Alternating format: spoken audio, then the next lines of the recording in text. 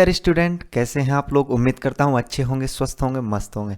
तो आज हम इस वीडियो में क्या करने वाले हैं, क्लास 10th मतलब कक्षा जो 10वीं है उसका जो मैथ का क्विज अभ्यास है ना, तो वो क्विज सोल्व करने वाले हैं। ये 14 अगस्त से लेकर जो 20 अगस्त है ना, उसके बीच की क्विज है, जिसका पार्ट 1 है आज। ठीक है, उसका रिविजन असाइनमेंट है ये। ठीक है, तो अपन ये क्विज आज सोल्व करने वाले हैं। मैंने कुछ स्टूडेंट को कैसे देखा कि उन्होंने क्विज सॉल्व कर ली। ठीक है, अब उनका सॉल्व करने का तरीका बताता हूँ आपको कैसे। कि भैया पहले आंसर में ना 2 आएगा, तीसरे में C आएगा, चौथे में D आएगा। ये कोई सॉल्व करना है क्या? अरे सॉल्व करना किसे कहते हैं? सॉल्व करना तो उसे कहते हैं कि हर एक क्वेश्चन का कॉन्सेप्ट क्लियर होना चाहिए। हमें उस टाइप के क्वेश्चन भी आने चाहिए। अगर मान लो एग्जाम में उस टाइप के क्वेश्चन भी आ जाएँ तो वो क्वेश्चन भी आने चाहिए हमें। हर एक क्वेश्चन का कॉन्सेप्ट क्लियर होना चाहिए कि क्वेश्चन कैसे सॉल्व हुआ। ऐसे नहीं कि पहले में A लिख लिया, दूसरे में B लिख लिया, ऐसे सॉल्व हो गई। ऐसे नहीं होता है। ठीक है, तो अब मैं आपको ये क्वेश्चन जो है वो सॉल्व करवा देता हूँ। उससे पहले मैं आपको बता दूँ, अगर आप चैनल पे नए हैं तो चैनल को जरूर सब्सक्राइब करें। अगर आपको वीडियो पसंद आता है तो वीडियो को लाइक करें और अपना एक प्यारा सा कमेंट लिखें कि आपको कैसी लग रही है वीडियो। ठीक है, और अगर आपके कोई क्वेश्चन में डाउट हो तो भी वो हमें कमेंट में ज़रूर बता दें, हम आपका डाउट जो है वो क्लियर कर देंगे। ठीक है स्टूडेंट, तो हम पहले क्वेश्चन जो है उसकी बात कर लेते हैं। देखो फर्स्ट क्वेश्चन क्या है, इसको ध्यान से पढ़ो। कि बहुपद की पहचान कीजिए। जो ये बहुपद है ना, इसकी पहचान करनी है कि ये द्विघात है, रेखिक है, घनीय है, अचर है। तो देखो बहुपद है ना, बहुपद ये देखो चर चर कौन से हैं, एक्स वाली राशि, और अचर कौन से हैं, 3 5 0। ठीक है, तो चर की अधिकतम घात जो होती है ना, उससे बता सकते हैं अपन कि बहुपद रेखिक है, द्विघात है, त्रिघात है, कैसा है। तो देखो चर यहाँ पे क्या है, एक्स। एक्स की अधिकतम क्या है, घात क्या है स्टूडेंट, यहाँ पे 2 है। तो एक्स की घात 2 है तो कौन सा बहुपद हो जाएगा, ये द्विघात बहुपद हो जाएगा। अगर मान लो ये नहीं होता यहाँ पे तो कौन सा हो जाता है, ये रेखिक हो जाता है। मतलब जिसमें घात एक ही हो ना, वो रेखिक समीकरण या रेखिक बहुपद कहलाता है। ओके स्टूडेंट, क्लियर है फर्स्ट क्वेश्चन। सेकंड वाले की बात कर लेते हैं कि अर्धवर्त को बनाने के लिए वर्त के चौथे भाग की संख्या ज्ञात कीजिए। अर्धवर्त, अर्धवर्त क्या होता है स्टूडेंट, देखो ये एक कंप्लीट वर्त है। ठीक है, ऐसा ही तो होता है वर्त, ये एक कंप्लीट वर्त है। अर्धवर्त कैसा होगा भाई, इसका आधा कर देंगे अपन तो अर्धवर्त हो जाएगा। अर्धवर्त का मतलब ऐसा होता है अर्धवर्त। ओके स्टूडेंट, ऐसा होता है ना। लेकिन ये बोल रहा क्या है कि अर्धवर्त, अर्धवर्त को बनाने के लिए वर्त के कौन से भाग, चौथे भाग। देखो ये वर्त है, इसके मैंने 4 टुकड़े कर दिए। एक टुकड़ा ये रहा, 2 ये रहा, 3 और 4 नंबर, मतलब 4 टुकड़े कर दिए। तो चौथा भाग कौन सा हो गया, ये भाग हो गया चौथा भाग। ठीक है, तो ऐसे चौथे भाग के द्वारा अपन अर्धवर्त कितने टुकड़ों द्वारा बना सकते हैं। मतलब ऐसे चौथे भाग, इस इतने इतने भाग को लेकर अपने कितने भाग लेवें, इतने टुकड़े कितने लेवें कि अर्धवर्त बन जाए। तो मान लो मैं एक चौथा भाग ये रहा और एक चौथा भाग मान लो ये रहा, तो ये कौन सा हो गया, अर्धवर्त हो गया ना स्टूडेंट। ठीक है, तो कितनी संख्या आ जाएंगी, 2। मतलब 2 चौथे भाग ले लें ना, वर्त के 2 चौथे भाग ले लें तो उससे एक अर्धवर्त का निर्माण होता है। तो 2 ऑप्शन है क्या कहीं पे, ये रहा भाई। देखो इसमें चौथा भाग ये तो है, तो 1 और 2 कितने आ जाएंगे, आंसर 2 आ जाएंगे। अगले क्वेश्चन की बात करो, निम्नलिखित में से कौन सा, ठीक है, कौन -4/7 के गुणात्मक प्रतिलोम को दर्शाता है। गुणात्मक प्रतिलोम, प्रतिलोम का मतलब क्या है स्टूडेंट, जैसे 4/7 है तो इसका गुणात्मक प्रतिलोम क्या हो जाएगा, -7/4। प्रतिलोम का मतलब उल्टा होता है हमेशा, क्या होता है स्टूडेंट, उल्टा होता है। ठीक है, जैसे 1/2 है ना, तो उसका प्रतिलोम क्या हो जाएगा, 2/1।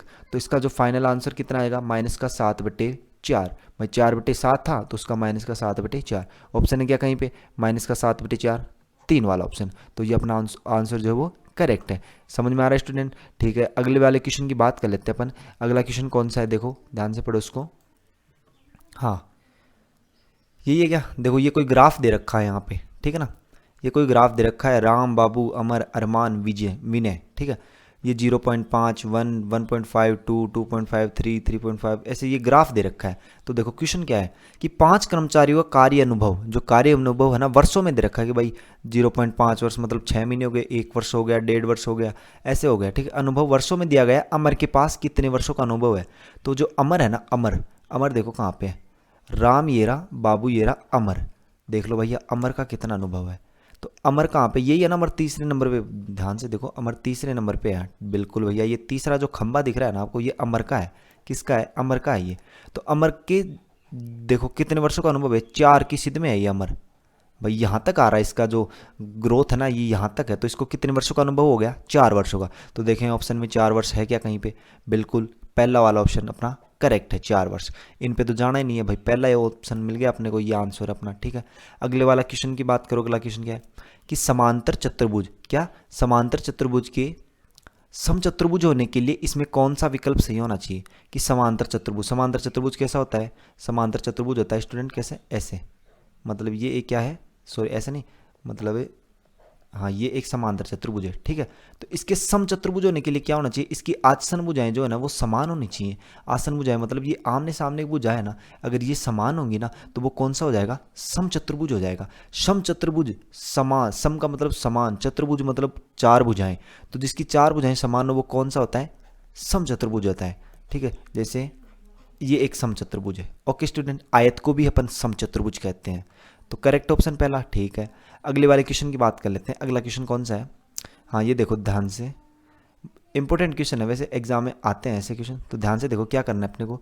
ये आकृति दे रखी है और पूछ क्या रहा है कि चित्र में छायांकित क्षेत्रफल निकालिए। छायांकित जो क्षेत्र है ना उसका क्षेत्रफल निकालना है। तो पहले तो आपको मेरे को ये बताना होगा कि ये कौन सी आकृति है। तो देखो अपने को दिख रही है कौन सी आकृति है, आयत है। भैया पता कैसे चला कि आयत है, देखो इसकी लंबाई कितनी है, मान लो ये ए है, ये बी है, ये सी ले लेते हैं, यहाँ पे ले लेते हैं सी, किधर भी ले लो, यहाँ पे डी ले लेते हैं। ए बी सी डी कोई आकृति है, देखो ए बी अलग है और बी सी अलग है, मतलब लंबाई और चौड़ाई क्या है, अलग अलग। तो लंबाई चौड़ाई अलग अलग हो तो वो क्या आती है, आयत। अगर मान लो लंबाई चौड़ाई सेम होती तो वो कौन सी होती है, वर्ग होती है, ठीक है। तो ये एक आयताकार आकृति है और अंदर भी क्या है इसके, एक आयत है। अपने को क्या करना है, इस क्षेत्र, इसका क्षेत्रफल निकालना है। ये जो छायांकित भाग दिख रहा है ना आपको, इसका क्षेत्रफल निकालना है अपने को। तो ऐसा कैसे निकालेंगे, देखो सबसे पहले मैं इस बड़े वाले का क्षेत्रफल निकाल लूँ। मान लीजिए ये जो बड़ा वाला दिख रहा है आपको, इसका क्षेत्रफल निकाल लूँ, फिर बाद में मैं इस छोटे वाले का निकाल लूँ और बड़े वाले में से इस छोटे वाले का मैं माइनस कर दूंगा, तो कौन सा बचेगा, यही बचेगा ना भाई। इस पूरे एरिया का मैंने क्षेत्रफल निकाल लिया, पूरा एरिया कवर हो गया।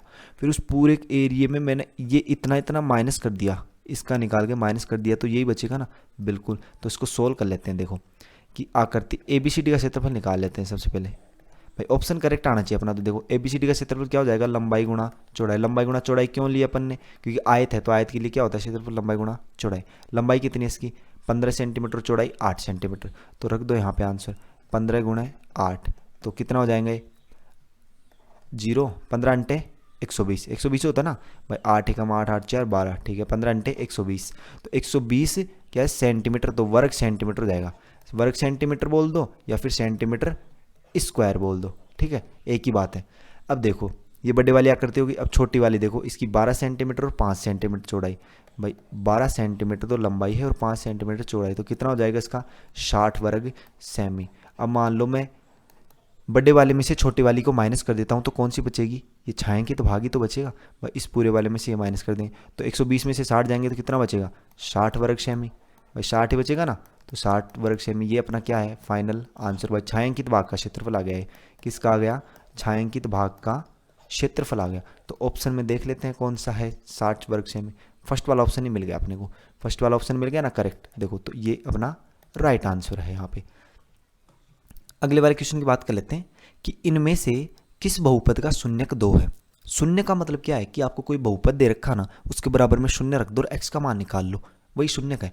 तो देखो यहाँ पे मान लो मैं क्या रख दूँ, 0 रख दूँ, तो मान निकालो एक्स का क्या हो जाएगा, एक्स बराबर क्या हो जाएगा, माइनस का 12 बट्टे हुए 8। कैसे आया पता चला कि भाई ये प्लस का 12 इसको इधर लेके आएंगे तो माइनस के 12 और ये 8 गुणा में तो भाग में जाएगा। तो अगर इसको अपन सोल्व करेंगे तो ये कितना हो जाएगा, माइनस के 6 बट्टे 4। भाई 2 से काटोगे तो 2 6 12, 2 6 8, फिर 2 से काटोगे 2 3 6 और 2 दूनो 4, माइनस के 3 बट्टे 2 है, तो ये नहीं है। अगले वाले में देखो, अगले वाले में क्या हो जाएगा, 8x माइनस के 16 बराबर अगर मैं 0 रख दूं तो यहाँ पे देखो x बराबर क्या हो जाएगा, 16 बट्टे हुए 8। देखो ये माइनस का इधर लेके आएंगे तो प्लस का, और 8 गुणा में इसको भाग में ले आएंगे, गुणा वाला किस में आ जाता है, भाग में। इसको काटोगे तो कितना आता है, 2। कितना आता है, 2, मतलब x का मान कितना आता है, 2। और शून्य देखो कि x का मान अगर अपन समीकरण में रखें तो उसका मान शून्य हो जाना चाहिए पूरे का। अगर आप यहाँ x की जगह 2 रखोगे तो देखो 8 दोनों 16, और 16 माइनस 16 कितना हो जाता है, 16 माइनस 16 0 होता है, तो शून्य बनता है, ठीक है। तो x का मान कौन से में आ रहा है, 2, इसमें आ रहा है, तो ये अपना फाइनल आंसर है इसका करेक्ट, ठीक है। इसमें क्या आ जाएगा, 2 नंबर वाला। ओके स्टूडेंट, क्लियर है। अगले वाला क्वेश्चन की बात कर लेते हैं अपन। अगले वाला क्वेश्चन क्या है, देखो ध्यान से, हाँ इसको पढ़ते हैं कि 4, हाँ ये वाला है कि यदि एक समकोण त्रिभुज, क्या बोल रहा है कि यदि एक समकोण त्रिभुज में, मान लीजिए पहले मैं एक समकोण त्रिभुज ड्रॉ कर लेता हूँ यहाँ पे, कि ये अपना एक समकोण त्रिभुज है भैया। ओके, समकोण त्रिभुज ये 90 डिग्री मान लिया, ये अपन ने थीटा मान लिया। ओके, आगे क्या बोल रहा है कि त्रिभुज में आधार 6 सेंटीमीटर मान लिया, ये आधार है, ये कितना दे दिया इसने 6 सेंटीमीटर। कर्ण जो है वो x प्लस 5 सेंटीमीटर, कर्ण सबसे बड़ी भुजा होती है तो वो कितनी है x प्लस 5 सेंटीमीटर है। और तीसरी जो भुजा लंब बच गई तो लंब कितनी है x प्लस 3 सेंटीमीटर है। तो तीसरी भुजा की लंबाई ज्ञात करो, अपने को क्या करना है इसकी लंबाई ज्ञात करनी है। अब आपको मैं एक ट्रिक बता देता हूँ कि जहाँ भी समकोण त्रिभुज का नाम आ जाए वहाँ पाइथागोरस प्रमेय लगा दो आंख मीच के, ठीक है ना। आंख मीच के क्या लगा देनी है पाइथागोरस प्रमेय। तो पाइथागोरस प्रमेय क्या होती है कमेंट में जरूर बताओ कि पाइथागोरस प्रमेय का फॉर्मूला क्या होता है। मैं बता देता हूँ कि पाइथागोरस प्रमेय जो होती है वो होती है कि कर्ण का स्क्वायर बराबर होता है लंब का स्क्वायर प्लस आधार का स्क्वायर, यही होता है ना पाइथागोरस। अब देखो कर्ण क्या है यहाँ पे रख दो, मान रख दो, कर्ण कितना है x प्लस 5, तो x प्लस 5 सेंटीमीटर है ना, उसका होल स्क्वायर, भाई स्क्वायर है तो स्क्वायर बराबर ऐसे कैसे, लंब कितना है, लंब है भैया x plus 3 centimetre, x plus 3 centimetre plus a मतलब आधार कितना है 6, तो 6 का स्क्वायर। इसको सोल्व करते हैं। देखो a प्लस बी का होल स्क्वायर क्या होता है भैया, a प्लस जो b है ना उसका होल स्क्वायर क्या होता है, तो भैया जी वो होता है a square plus B square plus 2ab, यही होता है ना a square plus B square plus 2ab। तो यहाँ पे रख दो a स्क्वायर मतलब x स्क्वायर, b स्क्वायर मतलब 5 का स्क्वायर कितना होता है 25, 2ab देखो 2ab, तो 2ab कितना हो जाएगा 5 दूनी 10x, 10x, ठीक है, बराबर क्या है इधर भी a प्लस बी का होल स्क्वायर, तो ये क्या हो जाएगा x स्क्वायर प्लस 3 का स्क्वायर कितना 9 और 2ab मतलब 6x और प्लस और क्या है 6 का स्क्वायर, तो 6 का स्क्वायर कितना होता है 36, कितना होता है 36 होता है, ठीक है। अब देखो क्या करेंगे, x वाली टर्म को एक तरफ ले लो, ये एक्स स्क्वायर प्लस ये 10x भी इधर ले लो, x वाली जितनी भी संख्या दिख रही है ना आपको उधर एक उनको एक तरफ ले लो और बाकी को एक तरफ। मैं इधर x वाली ले रहा हूँ तो एक्स स्क्वायर ऐसे कैसे, इस 10x को भी मैंने यहीं पे रख लिया बराबर ये माइनस, ठीक है, देख रहे माइनस कैसे है कि ये एक्स स्क्वायर इधर प्लस का है, इसको मैं इधर लेके आऊँगा तो माइनस का एक्स स्क्वायर हो जाएगा। ओके स्टूडेंट, ये माइनस का प्लस का 6x है, इसको इधर लेके आएंगे तो किसका हो जाएगा माइनस का 6x बराबर, देखो इधर कितना बचा 9 प्लस 36 और ये देखो 25 किसका है प्लस का, इसको इधर लेके आएंगे तो माइनस का 25। ओके करेक्ट है यहाँ तक, ठीक है। अब देखो ये प्लस का है और ये माइनस का, तो क्या हो जाएंगे कैंसिल, 10x में से 6x जाएंगे तो कितने बचेंगे 4x बराबर, देखो इनको जोड़ो 9 और 36 कितने होते हैं, 9 और 36 होते हैं भैया कितने 9 6 15 और 45 होते हैं, कितने होते हैं 45, 45 माइनस 25 तो 4x बराबर कितना आ जाएगा, इसको घटाएंगे तो कितना बचेगा 20, कितना बचेगा 20, भाई 45 में से 25 जाएंगे तो कितना बचेगा 20 और x का मान जो कि आ जाएगा ना, x का मान वो क्या आएगा यहाँ पे, x बराबर आ जाएगा अपना भैया 20/4 मतलब x का मान कितना आ जाएगा 5 सेंटीमीटर। अब ये आंसर नहीं हुआ अपना 5 सेंटीमीटर, अपने को पूछा क्या है इसने, ये भुजा पूछी है लंब, तीसरी भुजा। अब तीसरी भुजा क्या है x प्लस 3, तो x का मान कितना है 5 प्लस 3 तो कितना हो जाता है ये 8 हो जाता है। तो अपना फाइनल आंसर 8 है, कहीं यहाँ 5 मत लिख देना, 8 है। देखो 5 भी दे रखा है यहाँ पे लेकिन 5 नहीं है, कुछ बच्चे क्या करते हैं गलती कर देते हैं यहाँ पे कि 5 है, नहीं 5 नहीं है 8 है।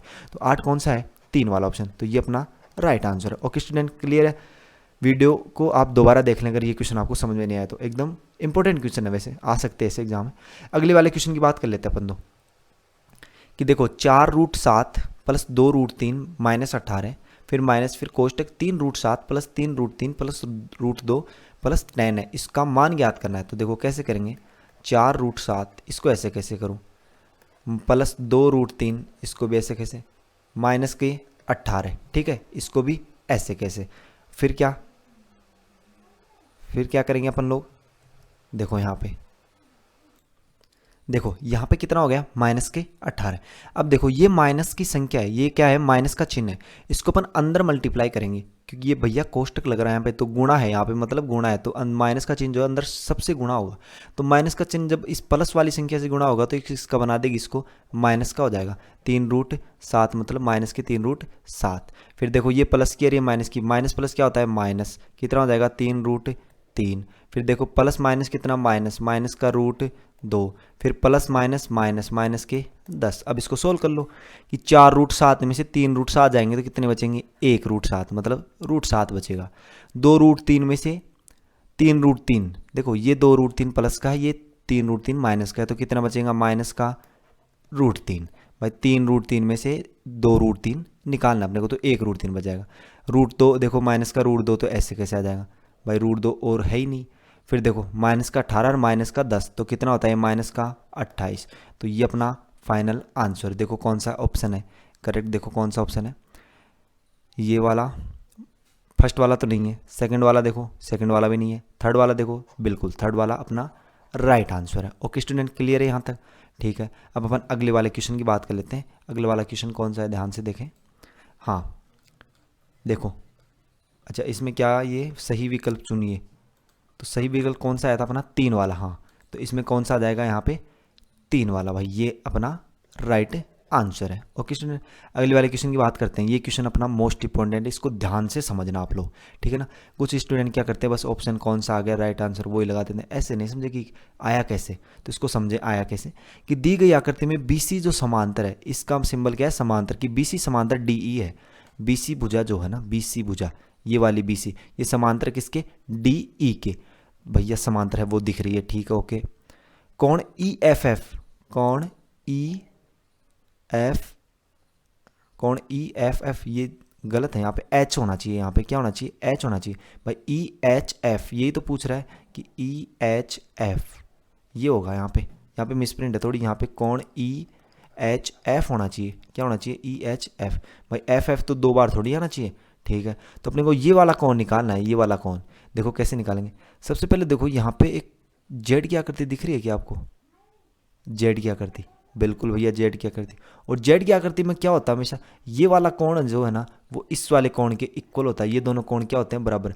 भैया जो ये जेड होता है ना हमेशा, इसको हमेशा याद रखना कि ये वाला कोण बराबर होता है इस वाले कोण के, हमेशा, ठीक है ना।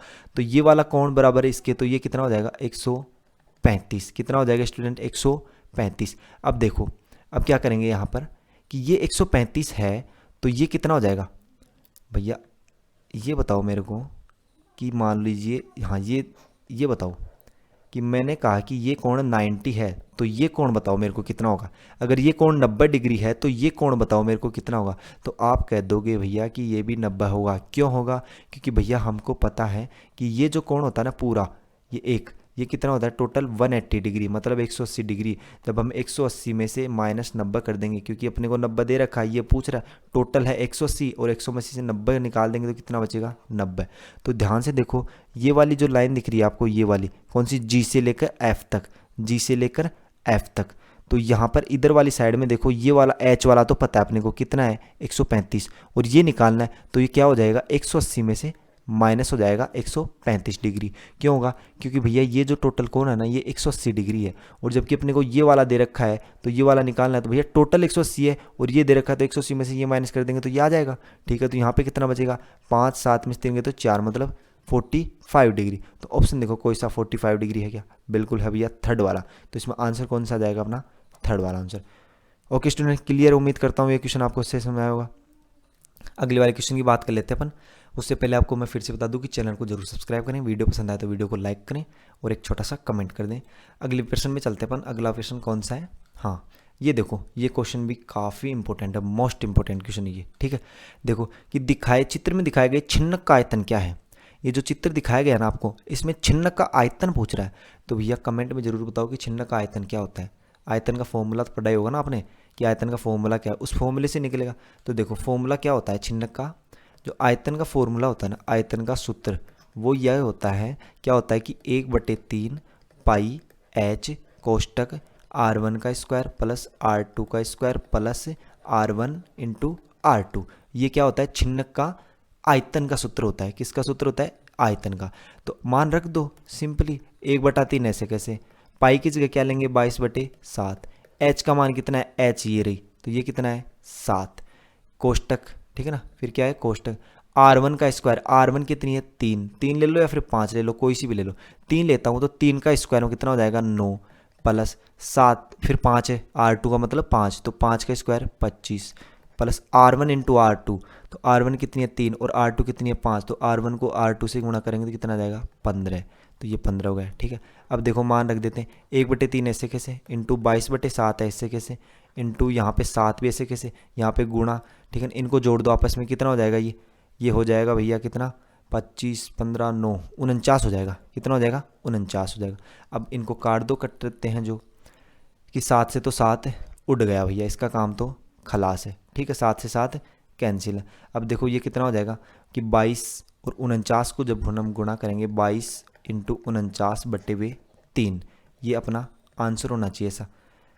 हाँ, अपोन में 3 है तो 3 को तो काटना ही नहीं है। आंसर भी देख लिया करो आप ऑप्शन में कि अपोन में 3 है ना, तो 3 को तो कुछ करना ही नहीं है, ऊपर वाले को गुणा कर दो आप तो, कि 49 को अपन को 22 से मल्टीप्लाई करना है। तो देखो 2 दोनों 9 दोनों 18, 18 का 8 हासिल की 1, 2 चौके 8 और 1 कितना 9, इंटू नीचे भी कितना 9 8, तो ये हो जाएगा 8, 8 8 16 और 1 कितना 17 है, यहाँ पे 7, यहाँ पे 1, यहाँ पे कितना 0, मतलब 1078।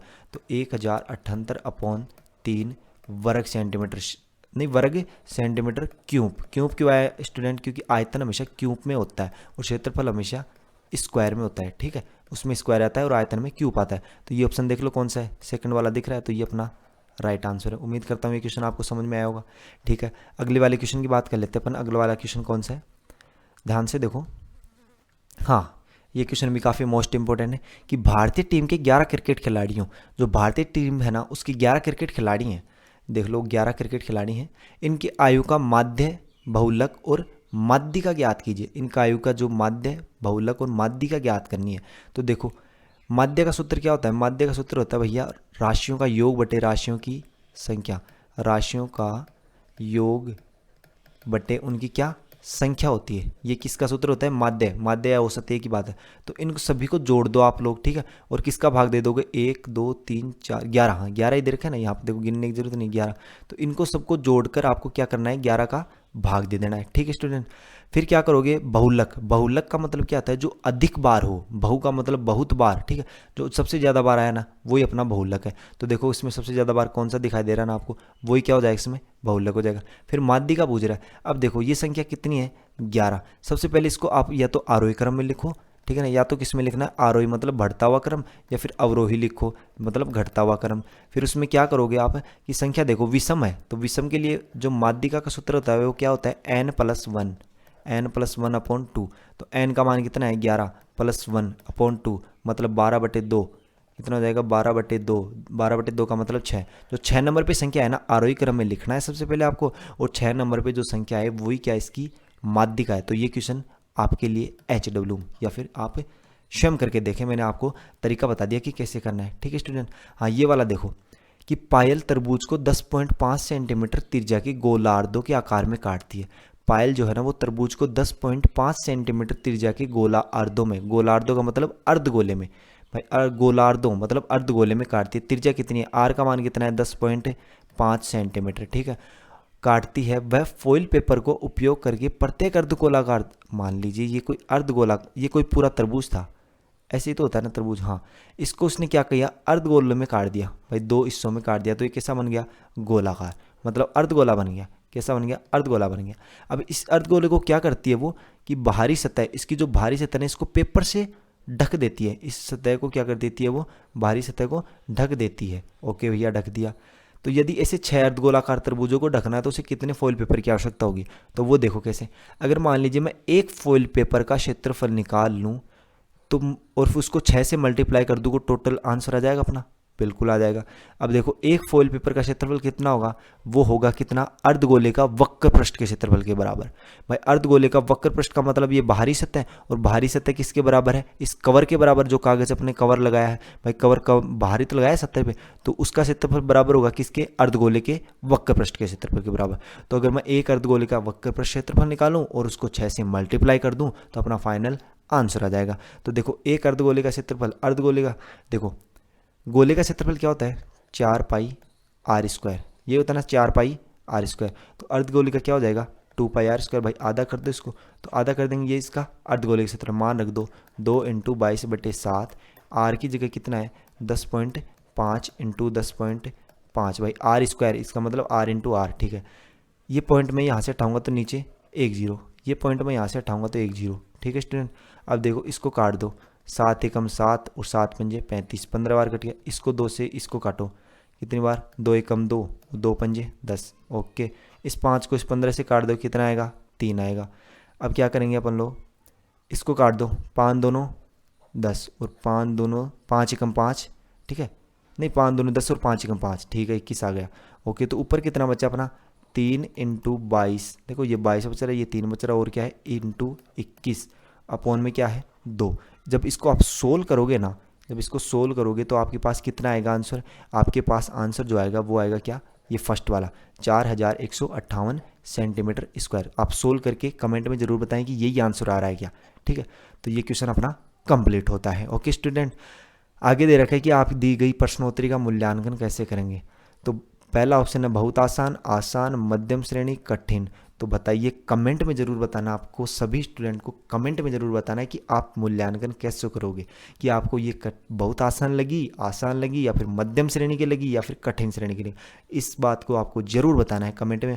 और हाँ, चैनल को ज़रूर सब्सक्राइब कर देना और बेल आइकन को प्रेस कर लेना ऑल पे क्लिक करके, और अपने दोस्तों के साथ इस वीडियो को ज़्यादा से ज़्यादा शेयर कर देना। मिलते हैं अपन अगले वीडियो में फिर से इसी ओस एवं जोश के साथ। तब तक बाय, धन्यवाद, टेक केयर।